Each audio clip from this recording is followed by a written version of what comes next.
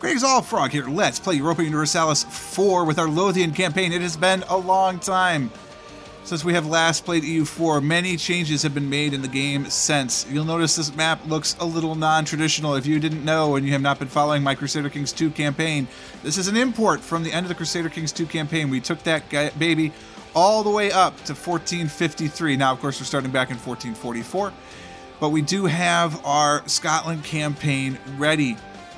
I was playing 2522 of CK2, and I was a little worried because the map importer said it's only good for version 17 of EU4, but I did play for, I don't know, about 3 or 4 years just as a test, and everything seemed to be going fine here. I'm playing in version 19 of 1.19, of course, of EU4, and it seems to be going okay. I'm starting here instead of just starting the map. We're going to play Scotland. Like, spoiler alert, we're playing Scotland. But what we wanted to do is I wanted to show you the world because I think it's interesting. So it'll be nice to see what it was like at the end of my CK2 campaign if you had not been following it. First off, let's take a look at Scotland. Of course, we're Kingdom Rank. We have a Western technology group. We are Catholic, although we were Fratricelli. We are Scotland. I wish I could change that flag. I probably could if I went custom nation. Or, no, there's a nation editor. I don't remember how to do that. I have it, but I'm not that worried about it, so forget it. All the DLC is turned on, by the way. We do have the Conquest of Paradise, the Wealth of Nations, Res Publica, Art of War, El Dorado, Common Sense, Cossacks, and Mare Nostrum. Those are all the expansions I know of, although it looks like there's room for 2 more, so they're probably coming. We are an independent nation of Scotland. We are a feudal monarchy, so we get plus 10% national manpower modifier. We get 25% plus income from vassals, an extra diplomat, 5 states allowed, and our national focus cooldown is -5, so I think it's 20 years instead of 25. Our first guy, King Walter II of Dunbar, was a hell of a diplomat. He actually had a 24 in the diplomat score, so that helped us out there, but he was trash otherwise. 261. We have no heir. It doesn't tell us that in here, but unless there's something that changes. Oh, there you go. Okay. There is no legal heir at this point. So we'll get some royal marriages and get some heirs going for sure. We're 333 because that's what it does. It starts pretty much everybody at 333 if you look around. If you were in the Western Tech group, you got 333. And that's just how it starts because that's the way EU4 starts. Otherwise, it's unbalanced. Scottish ideas exist, so we have them. Break the Black Douglas with national unrest -1. We have modernized the Royal Scots Navy. Ship cost -10%. We have national manpower modifier plus 20% to rein in the clans. Comments, stability cost modifier -10%. Tighten up the royal revenue to get tax modifier plus 10. Basilican Doron is yearly legitimacy plus 1. Oh my god, I cannot speak. Okay. And then finally, pass the act of revocation, aggressive expansion impact -15. We always have land force limit modifier plus 33, land leader shock plus 1. And then if we have all the Scottish ideals, we get land and maintenance modifier -15%. So we are war-based. There's no question about that. 26 provinces equal 246 development, and our fort rating is 5. So we have a pretty decent fort level for our start. We're going to do a couple of things when we start. First off, let's just take a look at the map. So you see we have Norge. Norge still exists, okay? There's Wasteland up here. But Norge exists, but also so does Norway. So Norway, I believe Norge, was in rebellion at the end of my game, and it looks like it broke off Norway. Norway is an independent state. It's not a subject of Norge. So we have both. Sweden, of course, is here. We have the Teutons over here. Look at where Poland is like pieced together over here. Lithuania does exist. I don't know if they're going to start with a PU. It doesn't look like it. I don't know if they're going to form one. We'll have to watch and see. You'll notice we have a piece of Scotland. We own Finnmark. That came to us by inheritance. It was kind of crazy, to be honest with you. Here's the HRE. This is my favorite part. I'm going to turn on the HRE map later, but it's one of my favorite things going on right now. I don't know if it'll be the same emperor as it was when I loaded it the last time, but I suspect it will be. Hungary, you can see, is doing us proud. It's stretched out there. Byzantium not only exists, they exist strong. They have Napoli, and they have Sicily and Malta, of course. So the Byzantium will be a force. They did not get wiped out in this one. The Fatimids are doing what they do, aside from the fact that they don't own all of Byzantium. The Seljuks are here. What's this in the middle? Baku is in the middle. The Timurids, so they have one tiny little province. It's nice to be able to say provinces again and not feel bad about this. This is pretty typical because this doesn't change much in that campaign. It looks very similar. The Kenans, they will become Morocco. So once the game starts running, they'll become Morocco with Moroccan ideas. The Company of the Rose, so there's a military place there. Pisa has expanded, of course, down into here. The Seljuks are here as well. You'll notice the Aztecs are here. I was stupid and left on the Sunset Invasion. The Aztecs owned a lot of this place for a long time. That's why France is so beat up. We have Burgundy. I don't know if there's going to be a Burgundy inheritance or anything like that now because of that. The events may be completely different. But we have a Normandy, we have Orleans, we have Paris. Let's zoom into France a little bit. So we have Paris it's one province, it's part of Gascony. We do have Gascony is all Aquitaine here. Gascony is here and here and here. No, that's Normandy. It's very tough to tell. It was easier in CK2. The colors weren't quite so obvious. But there is France. France exists there and here. This is not France. This is Toulouse. This is Melguil. This is the Aztecs. Okay, the Aztecs were all over this little piece. That's Pomerania. Denmark made it over into Finland. Not Finland, good lord. Into Flanders. More Denmark here, Denmark here. You've got Lotharingia still exists all the way up through all of this. You've got Dithmarschen is here. Lithuania has pieces over here. That's Pomerania. You've got Bohemia existing in places. Austria does exist. It's very small, but it exists. Bavaria is here. Excuse me. I should have poured some juice. If you haven't figured it out yet, by the way, this first video is mostly going to be an introduction to the way this weird world is set up. Savoy exists. Burgundy has two pieces. Right? There's Provence does exist. Pisa has quite a bit of stuff. Leon. This Leon, not this Leon. This Leon, well, I should say, this Leon is this Leon. Is this Leon. This Leon is different. What's this one? Portugal does exist. Once one province, surrounded by the Aztecs. The Seljuks are here. Castile does exist. Aragon does exist. Do they have? They have no diplomacy between them. It's anyone's game. This is one of my favorite parts. Venetia, right, is here, and also down here. At the very end of the game, there was a crusade for Jerusalem that was successful. So Venice is down here in Jerusalem. It's wild. This game is going to be crazy. This obviously was all created. Mali is huge because it is in CK2, but the rest of this was created. It doesn't exist. Okay, so this is mostly the same. Same stuff here. This was all created because it doesn't exist in Crusader Kings II. Here's what India looks like. Huh? Isn't this a little weird? Where's Vijayanagar, you might ask? Doesn't exist. It's not there. Doesn't exist. How about this for you? Mongolia exists. The Mongolian horde is real. They are an Eastern tech group. They're a nomadic tech group, actually. So we've got some hope there, but they are 333. They have 626 development. They have 3 vassals. Rus, Khotan, and Borjgin. Khotan's the purple. Rus is Rus. Where's Borjgin? Borjgin is the white. That's all Mongolia.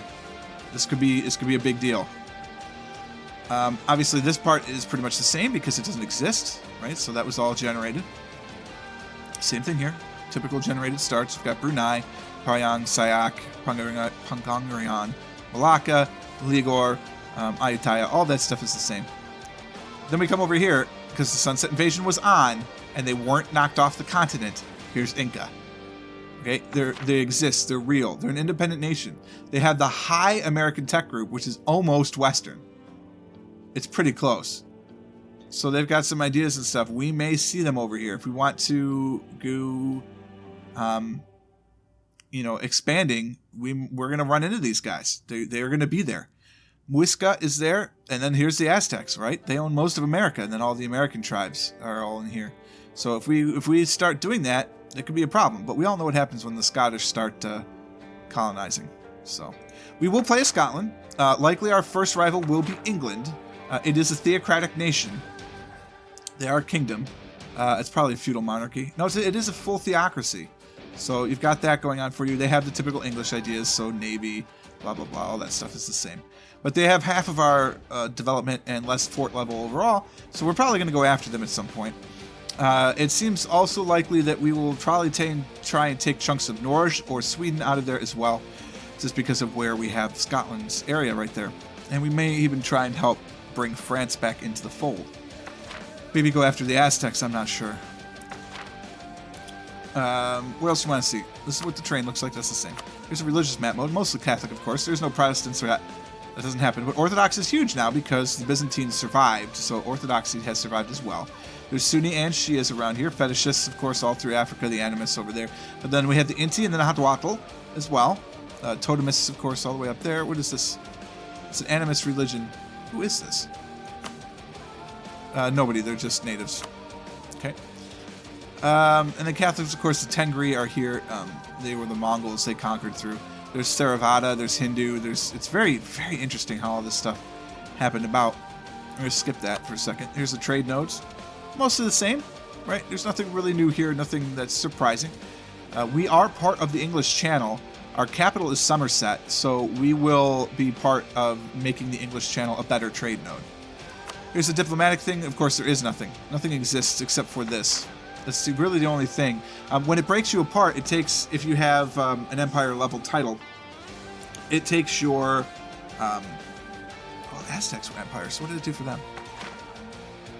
They do have some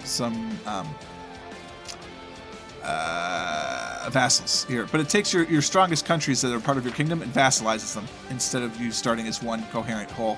Probably to make it a little harder for you to just steamroll the beginning. And then here's the average development. Paris is, of course, one of the best. And then, obviously, over in China is where you find the other big stuff. And the Arab world, which makes sense in 1444. That's how things went. We're not too bad, but we're not exactly pushing down the level. Now, here's what's real interesting. This is the HRE. So take a look at this. Everybody in brown is a prince of the HRE. Everyone in green is part of the HRE. A little wild, don't you think?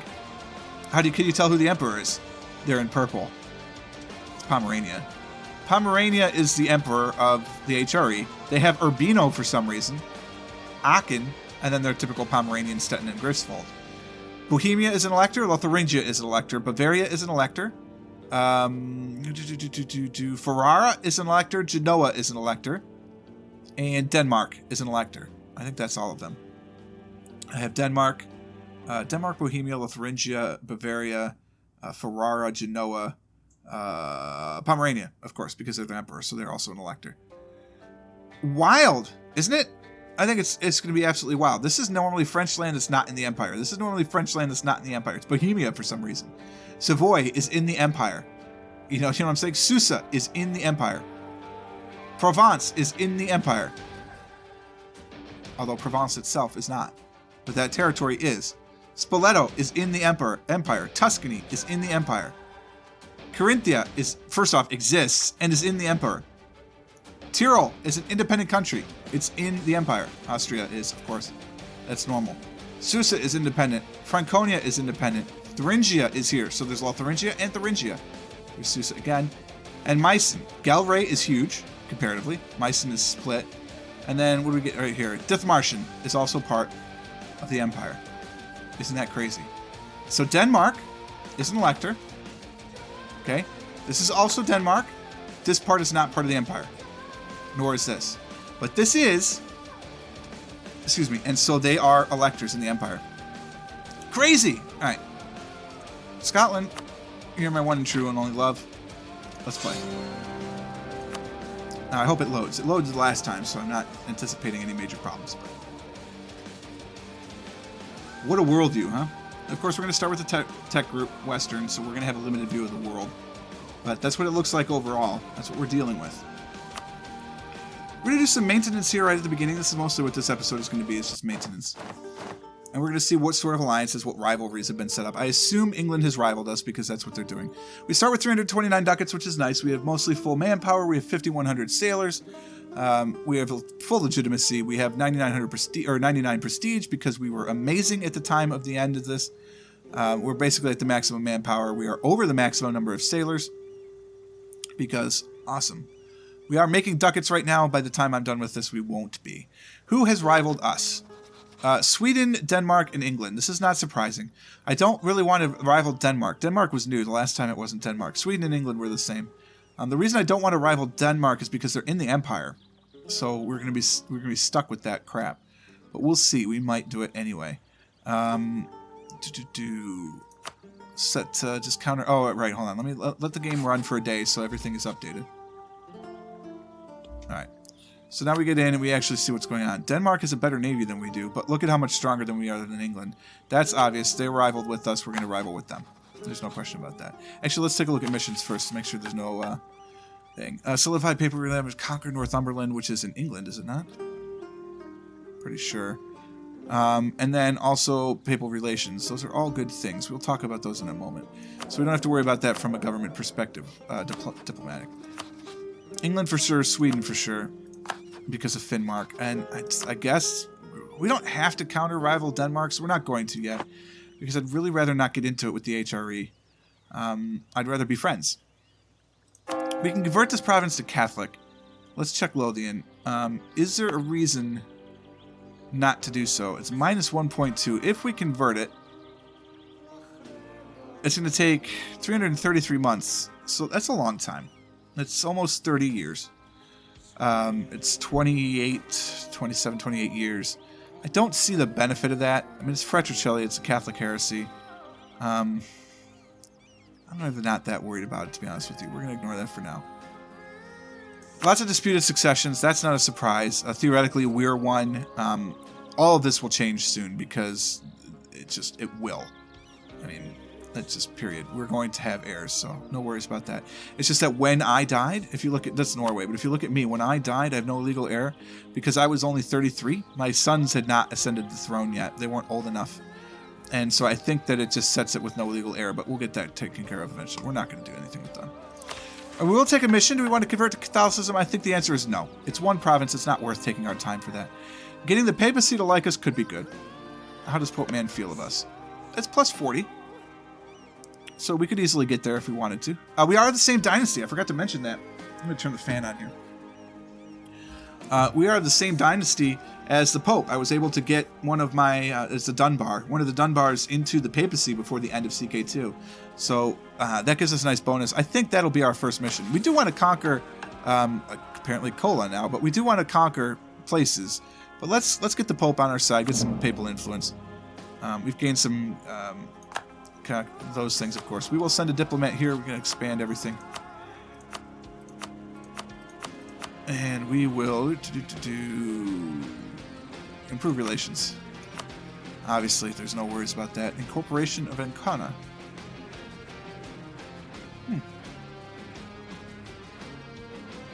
Alright, it's an interesting mission.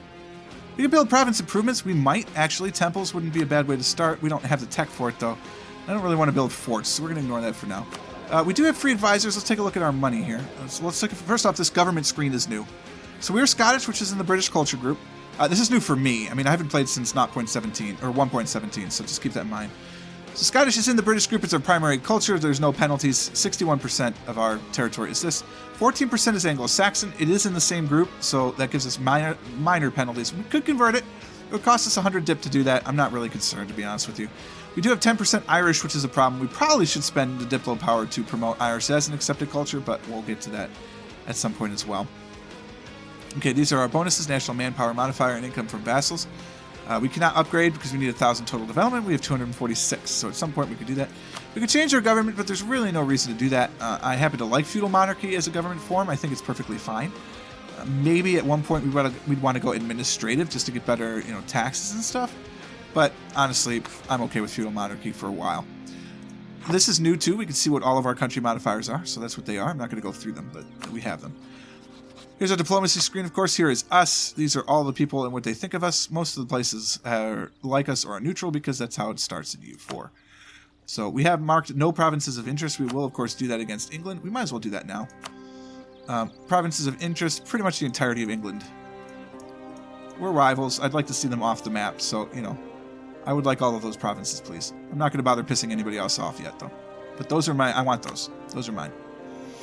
You don't know it yet, but those are mine.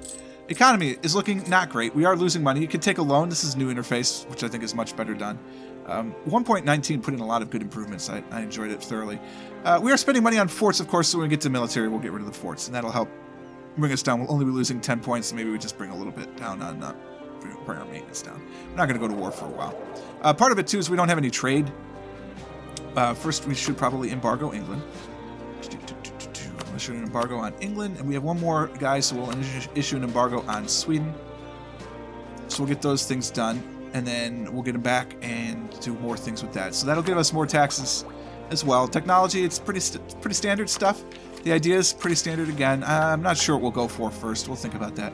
We can form the British nation once we're at Admin Tech 10. We have London and Oxfordshire, which we will do. We might do it by conquest, or we might do it by this. I'm not sure. Either we take over England as a vassal state, which is tempting, or I'm not sure what. We'll see. We're not going to do either of these. Oligarchic or administrative or theocratic don't seem good to me. I'm really not interested in that. We'll do most of these as well. Those are all standard. We're used to that.